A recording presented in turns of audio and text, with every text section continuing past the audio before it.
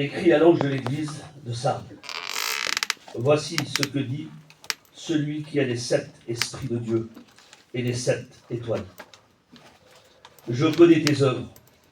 Je sais que tu passes pour être vivant et que tu es mort. Sois vigilant et affermis le reste qui est près de mourir. Car je n'ai pas trouvé tes œuvres parfaites devant mon Dieu. Rappelle-toi donc comment tu as reçu et entendu la parole. Garde-la et repens-toi. Si tu ne veilles pas, je viendrai comme un voleur, et tu ne sauras pas à quelle heure je viendrai te surprendre. Amen. Amen. Le mot de Dieu, c'est « tu passes pour être vivant, mais tu es mort ». Dans le texte de la parole, dans la langue de Jésus, l'araméen, il le disait de cette façon-là. Tu dis à tout le monde que tu vis, mais tu es mort. Et avoir de l'apparence devant Dieu, ça ne compte pas. Avoir fabriqué quelque chose devant Dieu, ça ne compte pas si ce n'est pas fabriqué dans les mains du Seigneur, si Dieu ne l'a pas conçu lui-même. Amen. Et regardez dans la parole du Seigneur, et il revient sur un texte.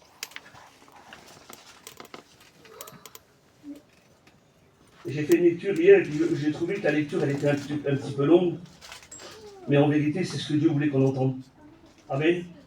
Alors il le dit dans 2 Timothée chapitre 3 et au verset 5. Il dit, ils ont l'apparence de la piété, mais ils en relient ce qui en fait la force. Alors quand on pense à ce mot-là, on va se dire tout de suite, ils ne veulent pas Jésus. Ils ne veulent pas Jésus. S'ils relient ce qui en fait la force, celui qui en fait la force, c'est Jésus. Amen. Et il y en a qui ne le veulent pas. Ils ont l'apparence de la piété, ils paraissent bien, ils paraissent honnêtes, ils paraissent être bien, mais en vérité, ils n'ont rien en eux. C'est vide. Mais ils ont de l'apparence. Alors, à la réunion, c'est facile de venir ici, d'écouter la parole, d'écouter un cantique, notre cœur est touché, parce que c'est l'Esprit de Dieu qui touche nos cœurs. Alors, on a des sentiments, on pleure, on est réjoui, on est relevé, le Seigneur nous donne de la force. Mais sorti de la réunion, on dirait que notre vêtement qui est dehors, on le reprend. Notre ancien moi, on dirait qu'il est devant, là, qui nous attend, et quand on sort de la réunion, on sort de la bénédiction de Dieu, il semblerait qu'on dit allez viens, on va repartir, on repart ensemble, je repars avec toi. Dans une église, un jour, il y avait ça. Il y avait une croix comme ça ici, et il y avait une croix à l'entrée de l'autre côté. Et quand je suis venu faire la réunion dans l'église, j'ai posé la question aux frères, aux responsables. Je dis mes frères, je dis pourquoi il y a 2 croix? Ben, il dit David, il dit cette croix-là, il dit, c'est celle que Jésus a portée. Et quand Jésus il dit sur ses disciples que celui qui me suit et qui veut venir après moi, qu'il renonce à lui-même et qu'il se charge de sa croix. C'est pas notre vêtement et notre moi qu'on doit prendre en sortant. C'est notre croix. Et si on prend la croix, on ne sera pas embarrassé. On ne pourra pas s'embarrasser d'autre chose. Le Seigneur dit dans sa parole qu'il n'y a pas de bon soldat qui s'embarrasse des choses de la terre s'il veut plaire à celui qui l'a enrôlé. Est-ce qu'on veut plaire à Dieu ce matin? Est-ce qu'on veut faire sa volonté? Est-ce qu'on veut chercher la volonté de Dieu ce matin? Je disais ça à Harry ce matin. Des fois, le Seigneur nous met dans un endroit et puis on dit ben tiens, je ne voudrais pas être là, moi. Je vois mes frères et tout le monde part en mission, je veux aussi partir en mission. Je voudrais aussi faire un peu comme tout le monde, et puis être avec des frères. Et puis Dieu, des fois, il nous veut dans un endroit, là où on ne veut pas être. Il nous place dans un endroit. Seigneur, pourquoi on passe ça? Et ah, Seigneur, je suis bloqué là. Et si c'est la volonté de Dieu, que Dieu soit béni. Amen. Parce qu'à travers la volonté de Dieu, il se passera toujours des miracles. Mais quand l'homme cherche sa volonté, sa propre volonté à lui, il va se perdre. Il va s'égarer. L'homme de Dieu disait cela, il disait, Seigneur, avant que je ne tombe, tu m'avais humilié. Parce qu'on a besoin d'être humilié par Dieu pour comprendre la réalité des choses, la réalité de la parole. Comme quoi qu'on fait fausse route, comme quoi qu'on s'est trompé. Et quel mal il y a si on s'est trompé? À dire, Seigneur, c'est vrai, je me suis trompé. Je te demande pardon. Mais je ne veux pas repartir, Seigneur, comme je suis venu là. Je veux repartir en délaissant tout ce que j'ai. mes fardeaux, mes soucis, mes tracas. Je veux les déposer, moi. Mais si on ressort et qu'on les reprend, on va revivre pareil. On va repratiquer les mêmes choses. Vous comprenez? Mais si on les dépose au pied de Jésus, puis qu'on les laisse, on dit Seigneur, change-toi dans quoi. Et le Seigneur, il va combler avec autre chose. Il va mettre beaucoup d'amour dans le cœur. Beaucoup de patience. Beaucoup de maîtrise de soi. Amen. Alors je vais faire une lecture, elle va paraître un peu longue, mais on est obligé de faire cette lecture de cette façon-là. À Dieu soit la gloire. Amen. Éphésiens chapitre 4, verset 1. Et là, il s'adresse à l'Église. C'est nous.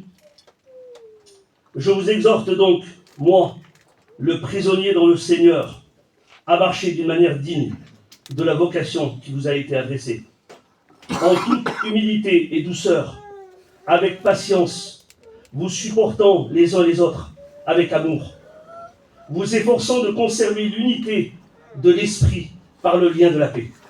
Amen. Il dit parce qu'il y a un seul corps, un seul esprit.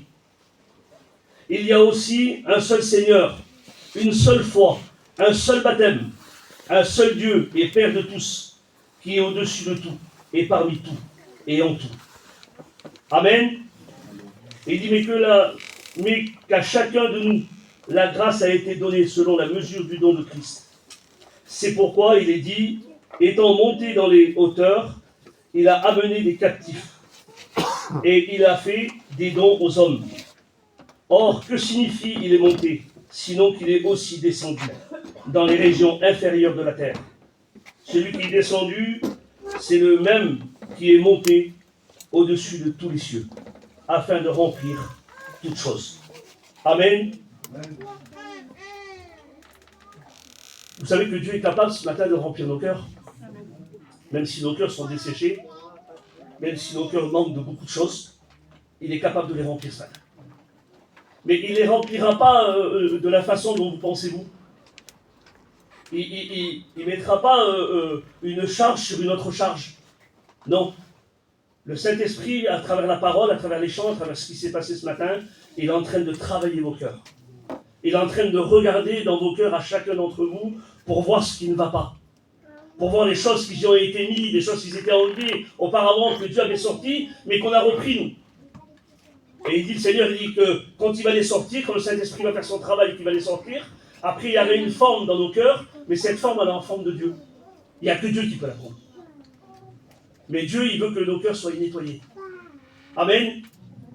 Alors il nous parle de cette façon ce matin. Il dit ça, verset 17.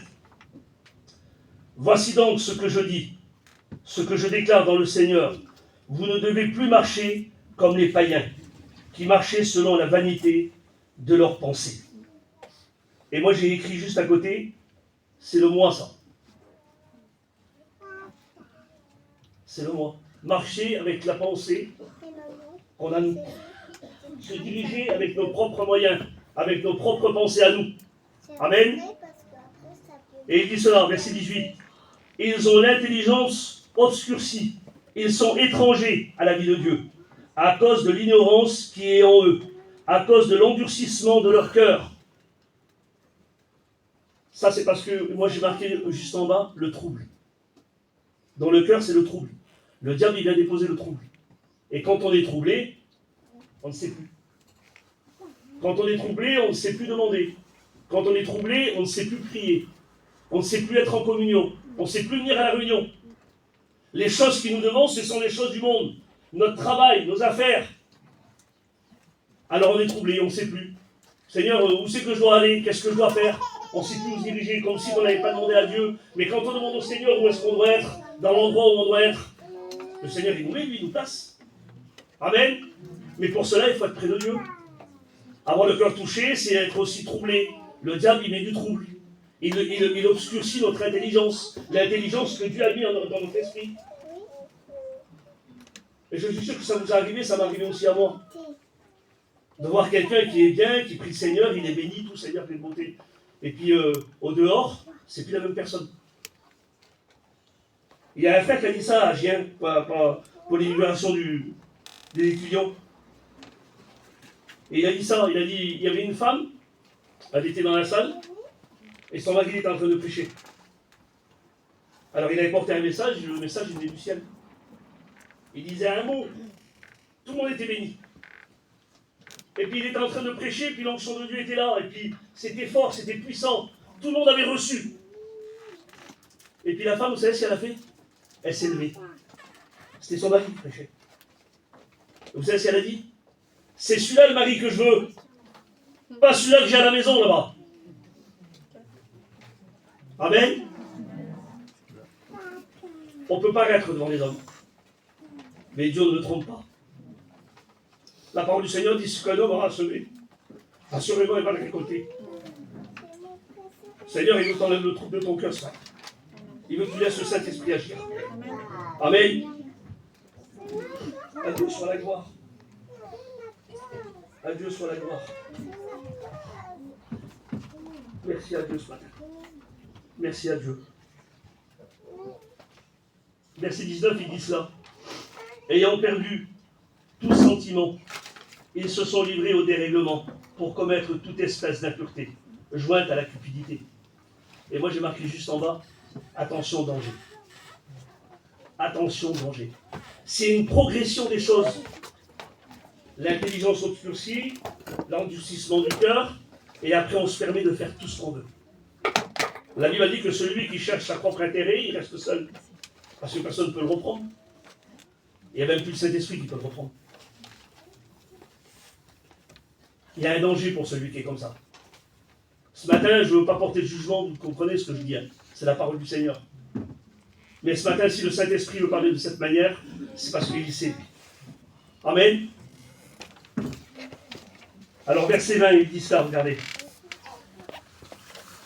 Mais vous, ce n'est pas ainsi que vous avez appris Christ. Si du moins vous l'avez entendu, et si conformément à la vérité qui est en Jésus, c'est en lui que vous avez été instruits à vous dépouiller. Le mot. Amen. J'ai besoin ce matin de me dépouiller des choses. Par rapport à votre vie passée, du vieil homme qui se corrompt par les convoitises trompeuses, à être renouvelé dans l'esprit de votre intelligence. C'est ce que le Seigneur veut faire ce matin. Il veut que votre esprit soit ouvert. Je pense à Moïse. Quand il est là, il y a 70 hommes qui sont devant lui. Et Dieu va parler à Moïse. Et puis, au lieu de parler aux 70 hommes qui sont ici, leur dire vous allez faire ce que je vais vous dire maintenant. Donc, vous allez comprendre. Non, il avait décidé autrement, Dieu, parce que Dieu décide toujours autrement. Il ne décidera jamais comment décider. Vous savez comment il a fait? Il a pris de l'esprit de Moïse et il l'a mis dans les 70 hommes. Et je dis, Seigneur, pourquoi tu as fait comme ça? Il m'a dit, parce que je veux qu'ils comprennent comme Moïse. Je veux qu'ils voient comme Moïse. Je veux qu'ils entendent comme Moïse. Je veux qu'ils parlent comme Moïse. Amen. Parce que s'il leur avait dit, s'ils auraient écouté la parole de Dieu et qu'il avait dit, vous ferez ça et ça, je suis sûr que leur moi, ils les auraient trompés encore. Ils auraient fait un peu comme ils auraient voulu. Ils n'auraient pas été à l'heure quand il fallait être à l'heure, ils n'auraient pas parlé quand il fallait parler. Mais quand Moïse, il a pris de l'esprit de Moïse, ça veut dire l'esprit de Moïse, c'est pas son esprit à lui. Hein. Vous comprenez, c'est l'esprit de Dieu. C'est l'esprit, l'intelligence de Dieu. C'est ce qu'il est en train de dire ce matin. Il est en train de dire cela. Amen. Instruit à vous dépouiller. Que Dieu soit béni et glorifié ce matin. Alors je suis obligé de lire tout le texte. Par rapport à votre vie passée, du vieil homme qui se corrompt par les convoitises trompeuses, et à être renouvelé dans l'esprit de votre intelligence. À revêtir l'homme nouveau, créé selon Dieu, dans une justice et une sainteté que produit la vérité. C'est pourquoi, renoncez au mensonge, et qu'à chacun de vous parle selon la vérité de son prochain. Car nous sommes membres les uns des autres. Si vous vous mettez en colère, ne péchez point. Que le soleil ne se couche point sur votre colère. Et ne donnez pas accès au diable. Seigneur, le petit mot qui dit là. Ça veut dire que c'est un programme. Dieu est en train de mettre un programme, il le dit là. Vous allez être renouvelés, vous allez être bénis, vous allez être ressourcés, vous allez être remontés, vous allez comprendre la parole du Seigneur, vous allez la serrer dans votre cœur par le Saint-Esprit, mais il dit faites attention, hein. Ne laissez plus d'accès au diable. Ne laissez pas faire. À Dieu soit la gloire. Je vais lire un petit peu plus bas.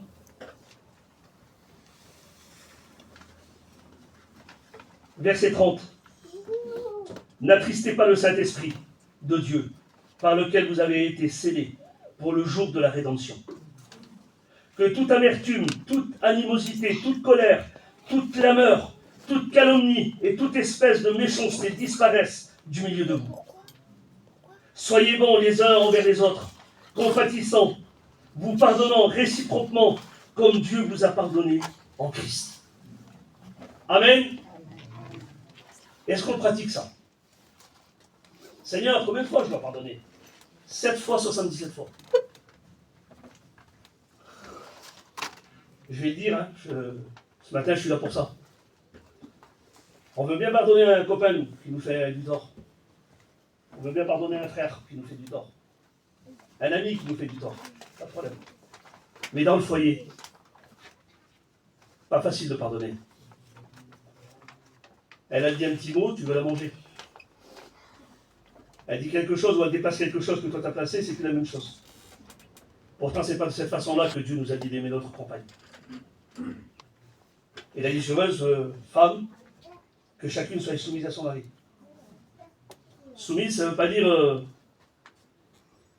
être seule, qui donne tout, qui fait tout, et que le mari sous les pouces. Comprenez le sens, hein?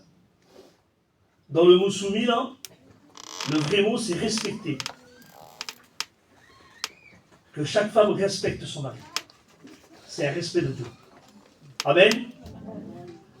Et il dit, soyez soumis en toutes choses, car cela est agréable à Dieu. C'est bon pour le Seigneur. Amen.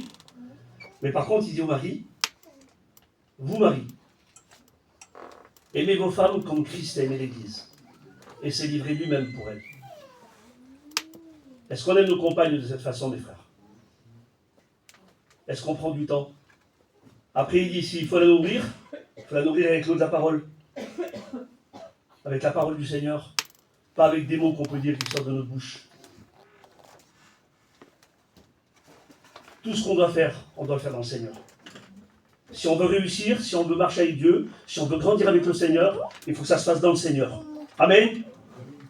Alors que Dieu soit béni et glorifié. Soyez bons les uns envers les autres, compatissants, vous pardonnant réciproquement, comme Dieu vous a pardonné en Christ. Chapitre 5. Devenez donc les imitateurs de Dieu, comme les enfants bien-aimés, et marchez dans l'amour à l'exemple de Christ, qui nous a aimés et qui s'est livré lui-même à Dieu, pour nous, comme une offrande et un sacrifice de bonne odeur. Amen.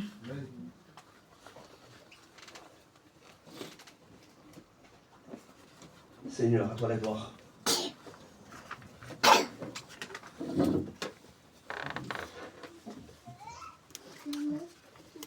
Là, je le dis, c'est la parole du Seigneur, je peux faire autrement. Je peux faire autrement, c'est trop fort. Verset 3, chapitre 5, verset 3. Que la débauche, ni aucune impureté, ni la cupidité ne soient pas même nommées parmi vous, ainsi qu'il convient à des saints. Qu'on n'entende ni paroles grossières, ni propos insensés ou équivoques, choses qui sont contraires à la bienveillance, qu'on entende plutôt des actions de grâce. Amen. S'il parle comme ça, c'est parce qu'il le sait, lui. Hein. Il connaît. Hein. Moi, on parlait de ça hier avec Titi. Le Seigneur m'a béni parce qu'il m'a changé. Mais je suis un garçon, j'étais emporté, je m'énervais pour rien, je disais des grandes choses pour rien, mais pour tout. Et c'est des choses que je me battais contre ça, je me battais contre moi. Et je demandais à Dieu à chaque fois. Je disais, Seigneur, il faut que tu m'aides, c'est-à-dire que tu me donnes de la patience, il faut que tu me donnes de la maîtrise de soi. J'en ai besoin, mais quand je demandais ça à Dieu, c'est comme si que tous les autres fruits de l'esprit là, je les avais tous. Je demandais juste ces deux-là, bon. Comme si tous les autres, je les avais acquéris déjà. Mais je n'avais rien acquéri du tout. Vous comprenez, je ne les avais pas. Je demandais moi ce qui m'arrangeait. Ben oui, j'étais comme ça, moi. Je me demandais ce qui m'arrangeait. Mais le Seigneur, il dit pas ça. Dans sa parole, il dit pas ça. C'est contre les armes. Il dit saisissez-vous de toutes les armes de Dieu. Mais il dit aussi saisissez-vous de tous les fruits d'esprit. Amen. Et un jour, c'est notre président, c'est Jimmy Esaïe qui a prêché ça. On était parti en mission, il a prêché sur le diamant. Et un diamant, il a plusieurs facettes. Et il dit Dieu a déposé un diamant dans ton cœur. Quand tu as accepté le Seigneur, que tu es venu à l'approche de Dieu, il a déposé ce diamant dans ton cœur. Et ce diamant-là, il a plusieurs facettes. Alors des fois, moi je dis Seigneur, je vous fais la patience. Mais Isaïe dit, mais quand tu demandes ça à Dieu, si tu marches selon la volonté de Dieu, et que tu écoutes la voix du Seigneur, ben automatiquement, je sais pas moi, quand tu vas te mettre en colère, ben le Seigneur va faire tourner le diamant, et ça va être la maîtrise de soi. Tu vas y penser. Quand tu auras besoin d'amour, ben le diamant va tourner, ce sera l'amour qui se présentera. Tu iras avec une parole d'amour vers quelqu'un. Amen. La bienveillance, c'est pareil, mais tout ce qu'on a besoin, parce que Dieu l'a déposé dans nos cœurs, il tourne le diamant, mais tout ce qu'on a besoin, quand approprié, quand il dit dans sa parole, ne t'inquiète pas de ce que tu diras. Moi, je parlerai pour toi. Amen. C'est Dieu qui le fait, c'est pas nous. Mais Dieu nous demande quelque chose. Et ce matin, c'est ce qu'il nous demande, c'est d'être renouvelé ce matin. Amen. Alors que Dieu soit béni et glorifié. Allez, je viens au verset. À Dieu soit la gloire.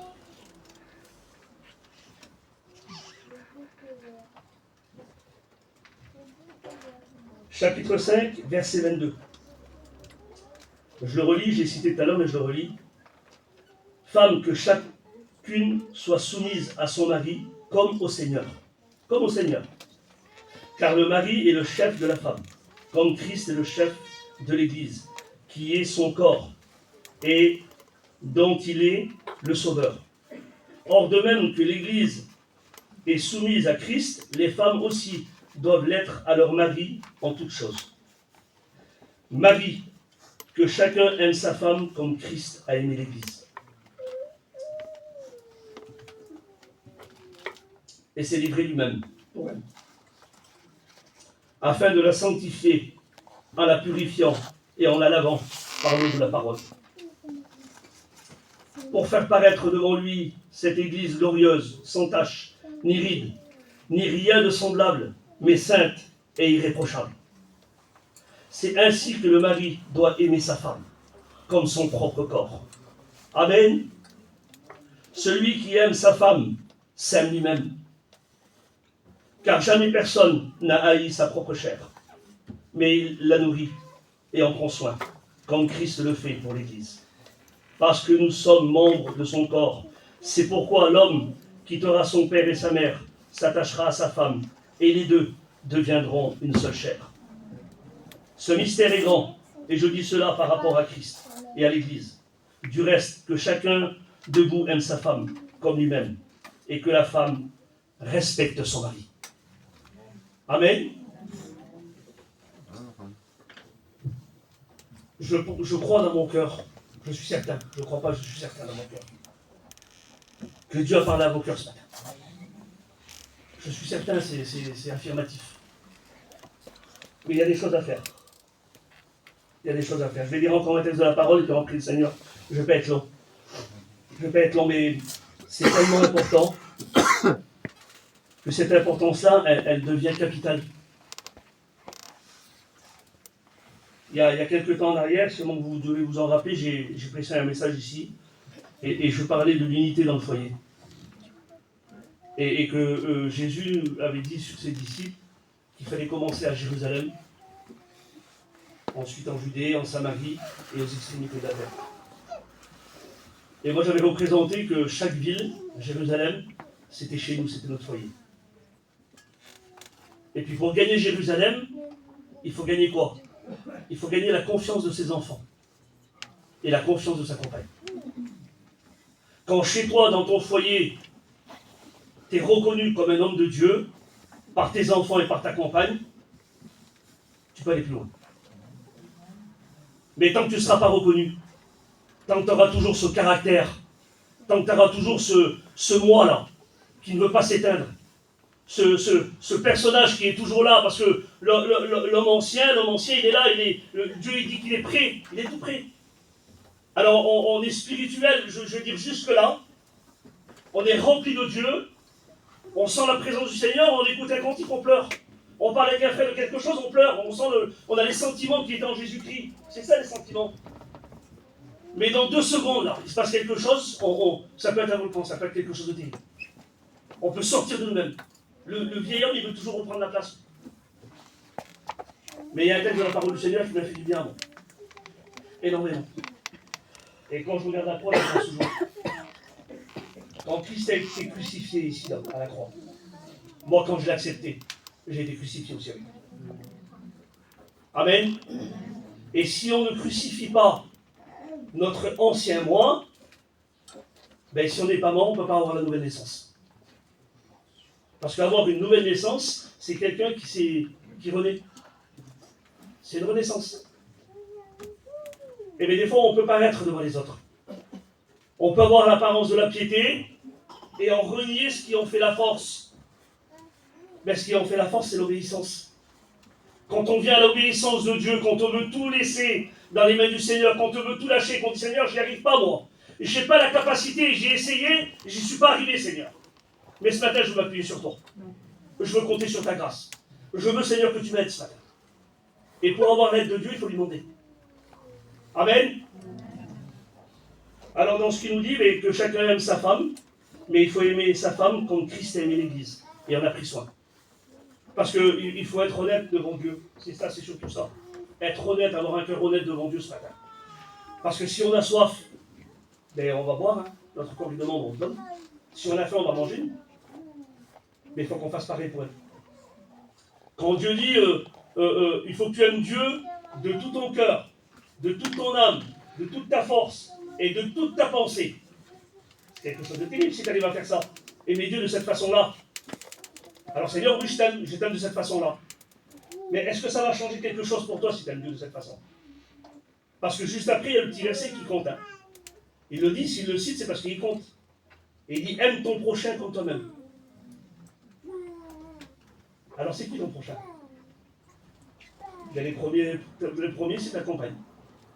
C'est tes enfants. C'est tes frères. C'est ta famille. Il faut que tu les aimes de la même amour. L'amour de Dieu ne varie pas, elle ne descend pas, elle ne diminue pas. Elle est toujours pareille. Je dis, Seigneur, j'ai commencé à suivre que j'aime des fois plus des personnes que d'autres. Le Seigneur il disait, non, c'est pas comme ça. L'amour que j'ai mis dans ton cœur, c'est la même pour tout le monde. Mais il dit, quand tu es plus proche de quelqu'un, il y a plus d'affinité. Tu les connais plus. Tu as plus l'habitude avec eux. Mais ce n'est pas une question d'amour après. L'amour, c'est Dieu qui la donne. Et pour recevoir ce que Dieu a nous donné ce matin, il faut obéir à sa parole. Amen. Amen. Alors que Dieu soit béni et glorifié. Allez, je fais la dernière lecture avec vous. Et après, on prie le Seigneur.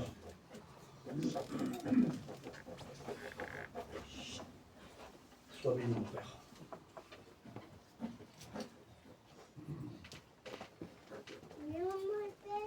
Ça revient sur le même texte à peu près, mais il y a quelque chose qui change. Et ce matin, c'est ce que Dieu voudrait qu'on fasse. Alors là, ce matin, il s'adresse aux femmes, à vous, mes sœurs. 1 Pierre, chapitre 3, verset 1. Femmes, que chacune soit de même soumise à son mari, afin que si quelqu'un n'obéisse point à la parole, il soit gagné sans parole, par la conduite de leur femme. Amen. Amen. Alors laissez-moi vous dire quelque chose, mes sœurs, ce matin. Si vous voulez gagner vos maris, si vous voulez gagner vos foyers, vous n'avez pas besoin de parler. Priez. Il dit sans parole. Ça veut dire que tu n'as pas besoin de parler. Ton témoignage parlera pour toi. Ta prière parlera pour toi. Amen. Et il dit ça, verset 2. En voyant votre manière de vivre respectueuse, ayant non cette parure extérieure qui consiste dans les cheveux tressés, dans les ornements d'or ou les habits qu'on revêt, mais la parure intérieure est cachée dans le cœur, la pureté incorruptible d'un esprit doux et paisible, qui est d'un grand prix devant Dieu. Amen. Ce matin, Dieu nous demande quelque chose. Alors à nous, Marie, à vous, mes frères, il faut aimer nos femmes comme Christ aimait l'Église. On aime Dieu, on aime l'œuvre de Dieu, il faut qu'on soit comme Dieu veut. Amen. De ne pas marcher à tout vent, de ne pas essayer de reprendre l'ancienne nature qui est là-bas, mais la deuxième croix qui est là-bas, là, c'est notre croix à nous. Qu'il se charge de sa croix, qu'il renonce à lui-même et qu'il se charge de sa croix. Il ne faut plus qu'on vive selon nous. Comprenez, moi je ne peux plus vivre selon David, parce que David il a des désirs contraires à celle de l'esprit. C'est la chair. La Bible a dit que la chair, elle est inimitée contre Dieu. Elle n'est même pas capable de se soumettre à Dieu. Tellement qu'elle est opposée à Dieu. Mais quand on est rempli d'esprit du Seigneur, on obéit facilement à Dieu. On fait facilement la volonté de Dieu. Amen. Alors ce matin, le Seigneur nous dit quoi? De gagner nos proches, des fois sans parole, mais dans la prière. Et puis il le dit aux disciples. C'est le mot que je voudrais dire à la fin, pour faire la conclusion. Et puis il dit, moi ce que je vous demande, il dit aux disciples, c'est comme ça qu'il parle Jésus. Il dit, c'est de veiller et prier. Alors il ne nous demande pas de faire plus. Que Dieu soit béni pour les frères qui mettent les chaises. Que Dieu soit béni pour les sœurs qui nettoient la salle. Mais faites ce que Dieu vous demande. Ne faites pas plus. Ne faites pas moins non plus. Mais faites-le de tout votre cœur. Amen. Et quand vous le ferez de cette manière-là, le Seigneur dit, quand tu feras les petites choses et que tu seras complet et sérieux dans ce que je te demande, alors après je vais t'en confier des grands. Amen. On ne sait pas ce que Dieu nous réserve. On ne sait pas ce que Dieu a pour nous. Mais il a des projets formés d'avance. Il faut qu'on les trouve, ces projets. Et on les trouvera que si on s'approche de Dieu. Si on est réellement en contact avec Dieu. Amen. Alors que Dieu soit béni, glorifié. On prie le Seigneur. On va prier le Seigneur. Amen. À Dieu soit la gloire.